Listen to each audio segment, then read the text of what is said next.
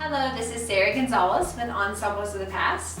And I'm Mindy Moira. And today we are here to show you how to take accurate full body measurements. In order to take accurate body measurements, you will want the person that you are measuring to wear close-fitting clothes that are not too loose so that it does not get caught in the tape when you are wrapping the tape around the body. For the legs, I recommend a pair of yoga pants, a close-fitting pair of spandex type pants, or athletic wear. Close-fitting shorts work well as well. And for the top, a close-fitting tank top or a long sleeve top such as Under Armour or athletic wear works well too. For your undergarments, you will want the support of a good bra, or if you own period undergarments for the period that you are wanting to have a gown made for, then I highly recommend going ahead and putting those on and taking these measurements over top of that. If you own a corset, put on your corset. If you own a stay, put on your stay. If you own a body, then put on your body. And you will want to put those on over top of what you will be wearing underneath, such as a shift or a chemise. If you have an Ensembles of the Past measurement chart, you will want to make a note of what garment you are wearing for these measurements. In Mindy's case, she's wearing a pair of athletic pants or yoga pants and a long sleeve athletic type top. You will also want to make a note of what type and what size of bra you're wearing for these measurements. Before we get started, a couple measuring 101s. First, you will want to use a cloth tape measure, a dressmaker's tape measure. You can find this at pretty much any store, Joann's, Walmart, Hobby Lobby. Do not use a construction tape measure or a yardstick. On all measurements that go around the body, you will want to ensure that the tape measure is tight enough that it does not move around the body when you pull it from side to side, but loose enough that when you have it wrapped around the body, you can still take 2 fingers between the tape measure and your body. You will also want to ensure on all measurements that go around the body that are horizontal measurements, that they are parallel to the floor, such as your waist, bust, hip.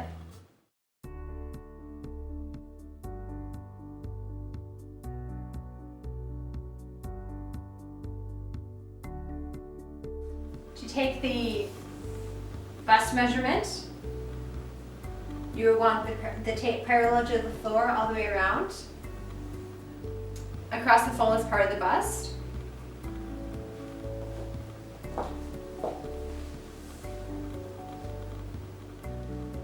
The overbust is over the bust, which is on top of the bust in front, and in the back, just underneath the shoulder blades. The underbust is literally under the bust or the girth in the front and the back.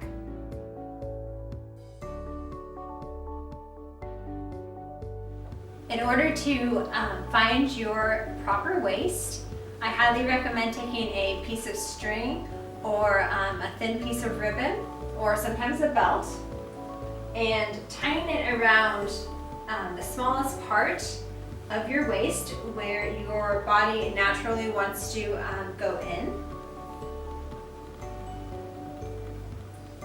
This will vary depending on person as far as where it is located, but your natural waist is the part that naturally wants to go in. Use that as a marker placement.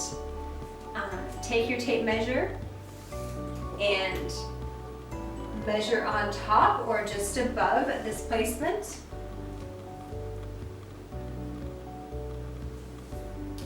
And leave this in its place for the following measurements.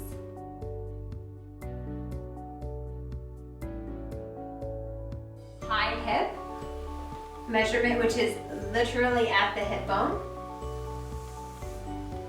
You will measure this horizontally around your hip bones. Place a finger at the side where the tape is and measure from your natural waist down to where you took your high hip measurement. Your full hip. Okay, this is the fullest part.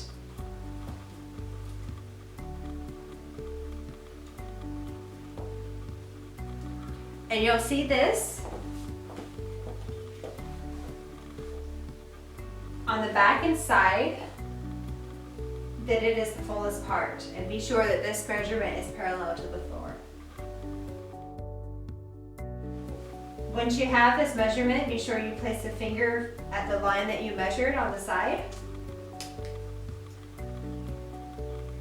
And measure from the waist down to the hip measurement or the full hip measurement.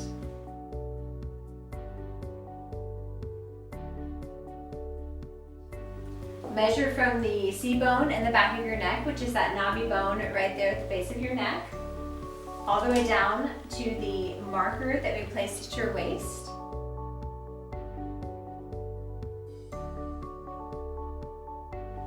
The next measurement is the turtleneck, which is the circumference of the neck. This is around the neck, and you want to measure this without strangling the person that you are measuring, but snug enough that it does not move around the neck. After that, we have the base of the neck measurement. You will want the measuring tape to be at the base of the neck and the back, and slightly loose in the front, just to touch the base of the neck in the front and the top of the collarbone, just like that.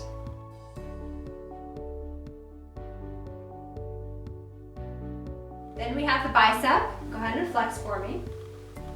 You want to measure this at the fullest part of the bicep when somebody is flexed. And ensure once again that that tape measure does not move around when you try to slide it. Then you will take the wrist measurement, which the wrist is across the wrist bones, around the wrist bones, and be sure that the tape measure is snug.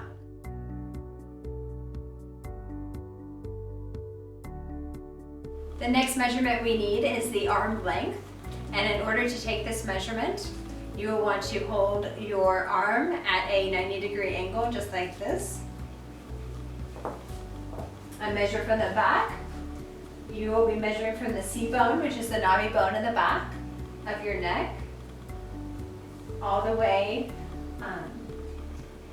around your shoulder, around your elbow, and to your wrist.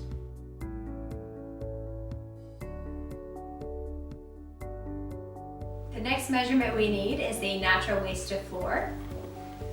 We are going to get the front natural waist to floor measurement, place the tape at the natural waist at the marker that we placed before, and measure straight down to the floor and indicate that in inches.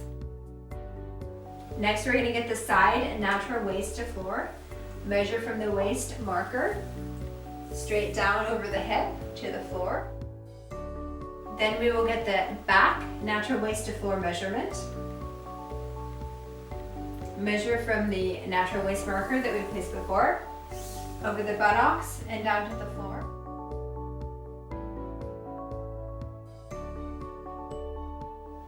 We will get the shoulder to floor measurement. Measure from the top of the shoulder here, straight down to the floor without shoes. If you have period undergarments, a hoop skirt, petticoats, etc., then you will want to get these measurements over top of those period undergarments as well.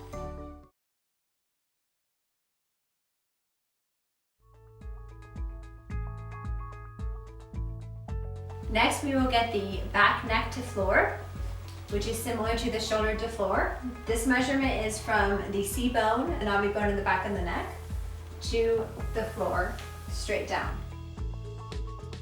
The next measurement is the back neck to hip measurement. You will measure from that same knobby bone, the C-bone in the back of your neck, to the fullest part of your hip. The next set of measurements we need is the back waist to buttocks to knee and to calf. Measure on the side back from the waist marker that we placed earlier down to the fullest part of the buttocks or the hip. And then measure from the natural back waist, the same spot, down to the knee. And then proceed forward and measure from the same natural waist, side back, down to the fullest part of the calf. The next measurement we need is the front neck to natural waist measurement. Measure from the base of the neck here, all the way down to the natural waist or the waist marker that you placed previously. The next measurement we need is the underbust to floor. You'll be measuring on the side underbust or the front underbust. Measure straight down to the floor. Next set of measurements we need are the across the front and across the back measurements. Take these measurements from the center of the armpit around the fullest part of the bust to the center of the opposite armpit. Measure directly along this line on the side to this spot underneath the armpit on this side. For the back, you would do the same thing. Measure directly underneath the armpit, across the back to directly underneath the armpit on the opposite side. The next measurements are the shoulder tip to shoulder tip in the front and the back and around the shoulders. To take your shoulder tip to shoulder tip measurement in the front, measure from the center of the shoulder on one side to the center of the shoulder on the other. For the back, shoulder tip to shoulder tip measurement. Do the same thing. Measure from the center of the shoulder on one side to the center of the shoulder on the other side. And then we will take the boat neckline, which is the entire circumference of the same placement.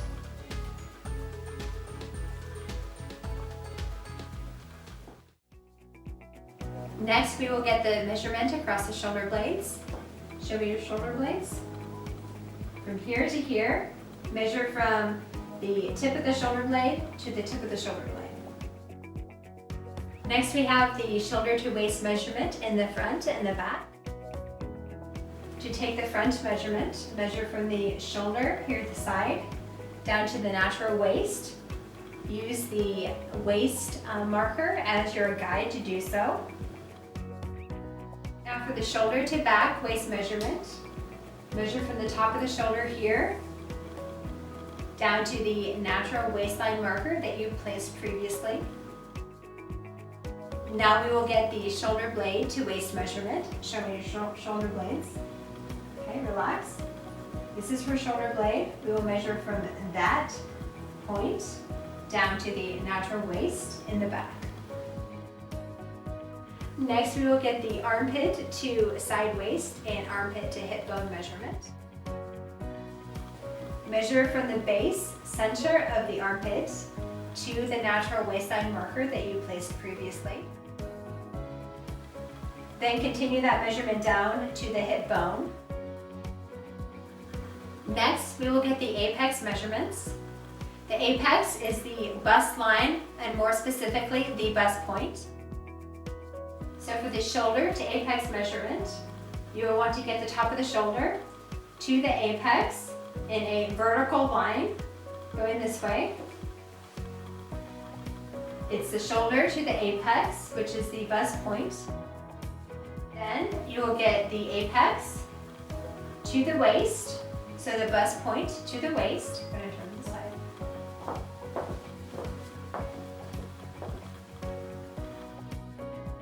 Then we have the apex to apex, which is the bust point to bust point, just like that.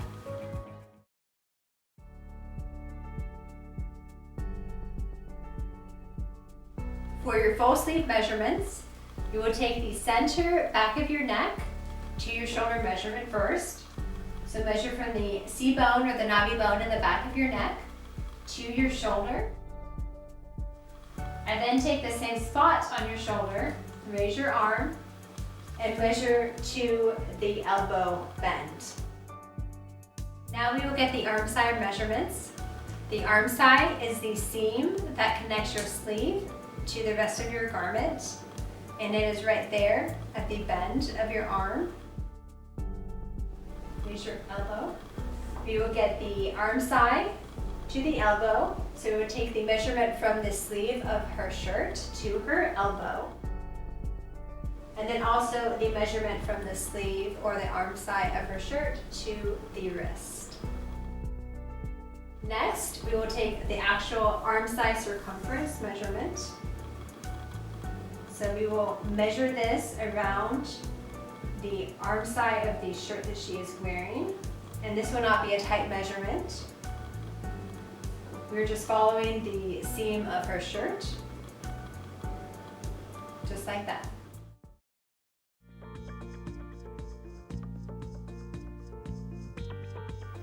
For the pant information, you will want to get the circumference around the area that the pants will be worn. Where do you like to wear your pants? Okay.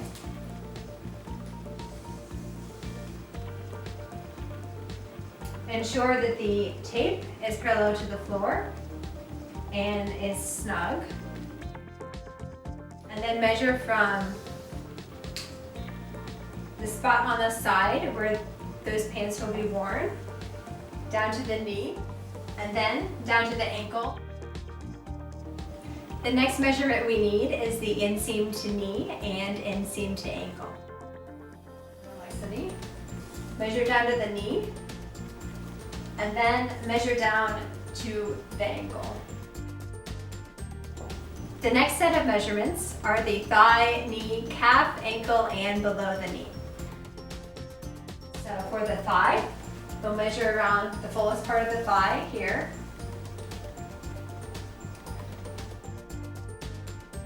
And for the knee, measure around the bone of the knee, so the center of the knee. For underneath the knee, measure directly underneath the knee bone. And then for the calf, do the same thing at the fullest part of the calf. The ankle is right over top of the ankle bones.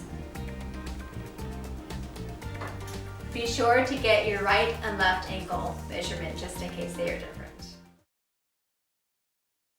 Thank you so much for watching this video. We hope that you have found it very helpful.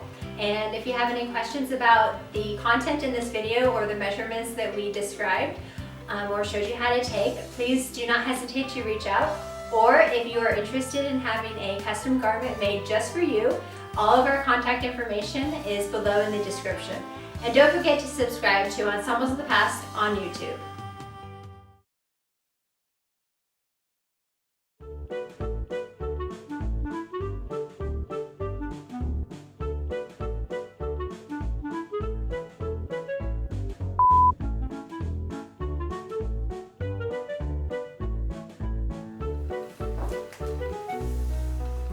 I do say, ma'am, do you ever wonder how Americans feel about this?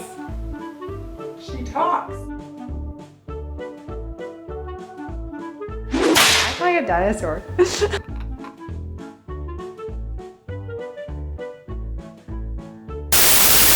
Yoga pants, a close-fitting pair of shorts, or just their underwear.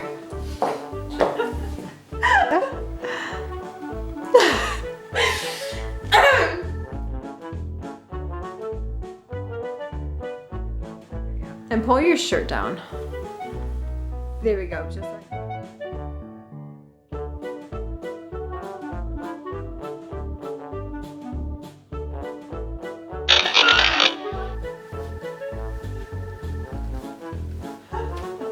And it reminded me to say hi normally. Let's see. Thing is, I feel so much taller. I don't know. I feel like I'm at least 3 inches taller than you, and when I'm shorter, I don't feel shorter. I'm actually 2 inches shorter. Yeah.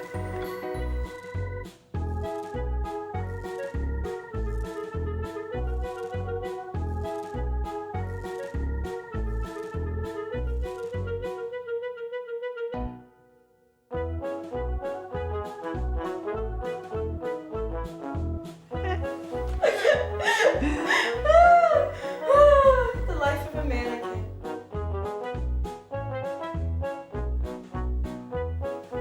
The next measurements are blah, blah.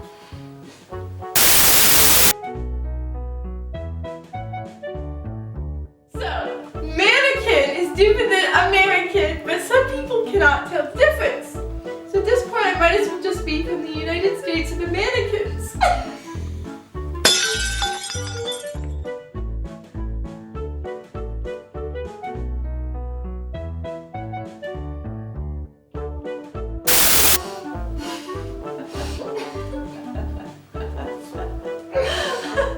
I don't know. Let's start with that.